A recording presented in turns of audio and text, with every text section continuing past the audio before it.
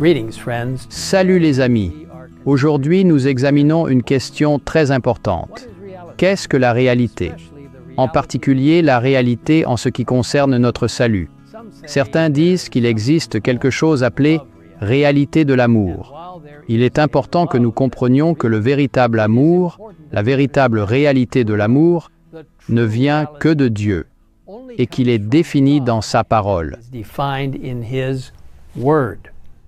Maintenant, dans la première épître de Jean chapitre 4, versets 7 à 8, nous lisons « Bien-aimés, aimons-nous les uns les autres, car l'amour vient de Dieu. Celui qui n'aime pas ne connaît pas Dieu, car Dieu est amour. » Dieu est en effet amour, et nulle part son amour n'est révélé plus clairement que dans le plan de salut. Le livre de Matthieu rapporte une parabole fascinante de Jésus. Il s'agit d'un mariage et d'une tenue de mariage appropriée. Dans Matthieu 22, il y a beaucoup d'excitation, alors que le roi prépare cette célébration pour son fils. Au verset 3, nous lisons que « Il envoya ses serviteurs appeler ceux qui étaient invités au mariage. » Maintenant, malheureusement, ceux qui ont reçu l'invitation n'étaient pas enthousiastes à l'idée de venir. Pouvez-vous imaginer un roi invitant des gens à un mariage et ils ne sont pas venus? Jésus nous appelle à son festin de mariage. Est-ce que nous venons? Les réceptions peuvent être un défi. Si vous en avez déjà préparé une, vous le savez. Nous avons eu 2 réceptions de mariage chez nous et une à l'église. Et je suis content que les gens soient venus aux réceptions de mariage pour nos filles. Mais dans cette parabole, non seulement les invités ne se sont pas présentés, mais ils n'ont même pas apprécié la généreuse invitation du roi. Ils l'ont pris à la légère et sont partis chacun de leur côté. Dans la parabole, ceux qui ont reçu l'invitation de mariage ont saisi les serviteurs du roi, les ont traités cruellement et les ont tués. Lorsque vous sortez en tant que collaborateur de Dieu, soyez prêts à être refusés. Au fil des années, de nombreux chrétiens, y compris les adventistes du 7e jour, ont été martyrisés pour leur foi. Nous n'avons pas besoin d'avoir peur de l'avenir. Nous sommes assurés de la présence du Christ jusqu'à la fin des temps, et quiconque a suivi les événements actuels sait que la prophétie s'accomplit comme Dieu l'a prédit. Nous ne vivons pas dans des temps normaux. Revenons à la parabole, lorsque le roi entendit comment ses serviteurs avaient été traités, il fut furieux. Il envoya ses armées, détruisit les meurtriers et brûla leur ville. Ensuite, le roi a recommencé. Il dit à ses serviteurs, « Le mariage est prêt, mais ceux qui ont été invités ne sont pas dignes. Allez dans les rues principales et invitez tous ceux que vous trouverez au mariage. » Beaucoup de gens sont venus. À la fois mauvais et bons. Et la salle de mariage était remplie d'invités. Aujourd'hui, alors que le message de Dieu est proclamé, il y aura des personnes qui ne sont pas alignées avec la sainte parole de Dieu, mais qui feront partie de ceux qui viennent. Jusqu'à la fin des temps, il y aura les bons et les méchants, le blé et l'ivraie. Mais il y aura un tremblement, et en fait, je crois que le tremblement a commencé. Il n'y a qu'un seul moyen pour toi et moi de nous empêcher d'être emportés par des idées erronées et des implications culturelles qui vont à l'encontre de la parole de Dieu. Il n'y a qu'un seul moyen de ne pas être ébranlé, et c'est de compter entièrement sur la justice de Jésus-Christ. Nous devons recevoir le pouvoir justificateur de Christ, son pouvoir sanctifiant, son pouvoir vivifiant et réformateur. La Bible est remplie de belles promesses montrant ce que Jésus peut et fera pour nous lorsque nous acceptons sa robe de justice.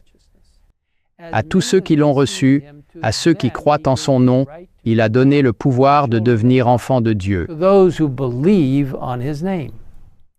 Philippiens 2:5 nous encourage à « Ayez en vous les sentiments qui étaient en Jésus-Christ ». Et Apocalypse 3:18 nous dit exactement qui nous sommes et comment nous devons être guéris de la terrible malédiction de l'égoïsme. « Achète de moi de l'or éprouvé par le feu, afin que tu deviennes riche, des vêtements blancs, afin que tu sois vêtu et que la honte de ta nudité ne paraisse pas, et un collier pour oindre tes yeux, afin que tu vois. Moi, je reprends et je châtie tous ceux que j'aime, aie donc du zèle et repens-toi. » Revenant à la parabole, nous voyons ce qui s'est passé. Ensuite est une explication fascinante du ministère du Christ. Au verset 11, nous lisons que lorsque le roi entra pour voir les invités, il remarqua un homme qui ne portait pas de vêtements de mariage. « Ami, demanda-t-il, comment es-tu entré ici sans vêtements de mariage ?» Ce pauvre homme, même s'il avait reçu un costume parfait, ne l'a pas accepté et ne l'a pas porté. Le roi ne nous invite pas seulement au mariage de son fils, il nous offre également les vêtements appropriés en cadeau. Lorsque Christ nous offre sa robe de justice, elle est parfaitement ajustée et convient à tous. Il nous suffit de l'accepter et de l'enfiler. Ce magnifique livre, Les leçons de l'objet du Christ, explore en profondeur les paraboles du Christ. Là, nous lisons que le vêtement de mariage représente le caractère pur et sans tache que les vrais disciples du Christ posséderont. S'il vous plaît, remarquez, ce n'est pas notre caractère. C'est la justice du Christ, son propre caractère sans tache, qui est transmise à tous ceux qui le reçoivent comme leur sauveur personnel par la foi. Croyons-nous vraiment cela? Sur la page suivante, nous lisons cette merveilleuse promesse. Seul le revêtement que Christ lui-même a fourni peut nous rendre aptes ou préparés à apparaître devant Dieu. Ce revêtement, la robe de sa propre justice, Christ la mettra sur chaque âme repentante et croyante. Cette robe, tissée sur le métier à tisser du ciel, ne contient pas un seul fil d'invention humaine. Christ, dans son humanité, a accompli un caractère parfait, et ce caractère, il offre de nous le transmettre. Toute notre justice est comme des chiffons sales. Par sa parfaite obéissance, il a rendu possible à chaque être humain d'obéir aux commandements de Dieu.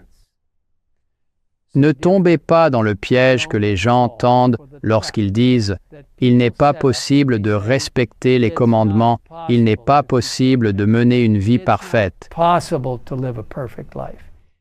Il est vrai que vous ne pouvez pas mener une vie parfaite par vous-même, il n'y a aucune possibilité. Mais avec la robe de la justice du Christ qui nous couvre et sa puissance qui vit en nous, nous sommes capables de suivre là où il nous conduit. Et puis quelque chose d'autre se produit. La sanctification commence à s'installer et c'est la justice du Christ. Lorsque nous nous soumettons à Christ, le cœur est uni à son cœur. La volonté se fond dans sa volonté. L'esprit devient un avec son esprit. Les pensées sont captives de lui. Nous vivons sa vie. C'est ce que signifie être revêtu du vêtement de sa justice. La justice est de faire ce qui est juste, et c'est par nos actes que tous seront jugés. Nos caractères se révèlent par nos actions. Les œuvres montrent si la foi est authentique. Nous lisons également que c'est dans cette vie que nous devons revêtir la robe de la justice du Christ. C'est notre seule opportunité de former des caractères pour la maison que Christ a préparée pour ceux qui obéissent à ses commandements. Prenez garde, de peur d'être trouvés au festin du roi sans vêtements de mariage. Êtes-vous prêt à recevoir de la main du Christ son vêtement de couverture qui vous permettra d'être un collaborateur avec le ciel? Accepter le magnifique cadeau de la robe du Christ qui nous couvre et nous transforme à son image est fondamental pour devenir un disciple du Christ. Puissions-nous tous être si remplis du pouvoir du Saint-Esprit que les gens diront « Ces adventistes du 7e jour, ils connaissent Jésus, il vit dans leur cœur et ils sont les plus grands proclamateurs de la justice du Christ. » Of Christ's righteousness. I hope that will be your experience and mine. Je t'invite à prier avec moi dès maintenant. Père céleste, merci pour la justice de Christ, pour sa grâce et sa provision pour la vie éternelle, alors que nous nous appuyons entièrement sur la justice de Christ, sa justice justifiante, sa justice sanctifiante. Merci pour tout ce qui nous est donné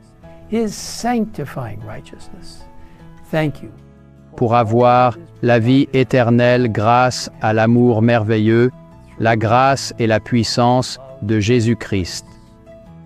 Nous demandons tout cela au nom du Tout-Juste qui nous offre chaque opportunité de vie éternelle par sa puissance